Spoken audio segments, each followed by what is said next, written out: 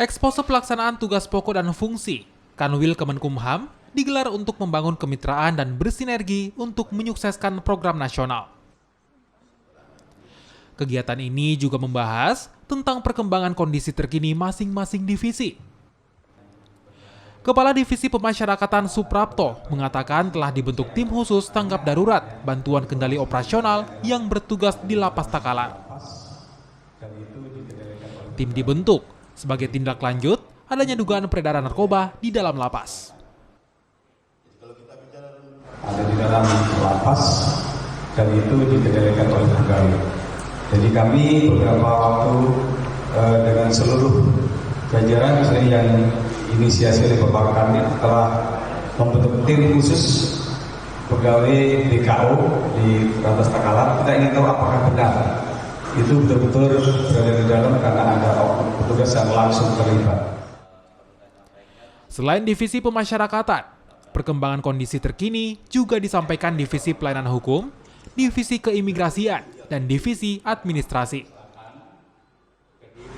Di divisi itu juga ada membahas terkait dengan perda yang kita di seluruh provinsi Sulawesi Selatan.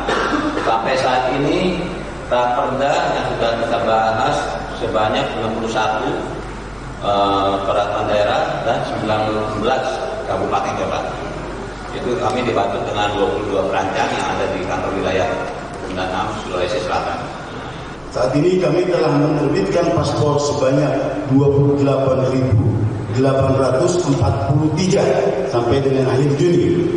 Artinya kalau kita hitung 6 bulan, kita hampir 5.000 per bulan menerbitkan. Sebuah peningkatan yang sangat luar biasa.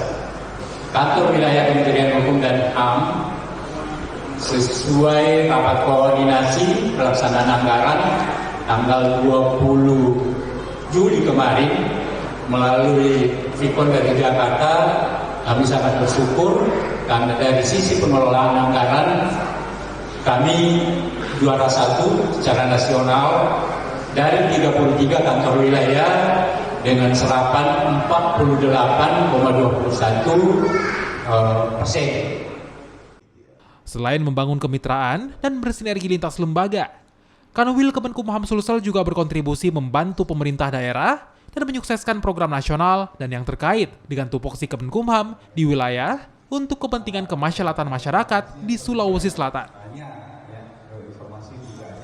Arif Tirtana, Kompas TV, Makassar, Sulawesi Selatan.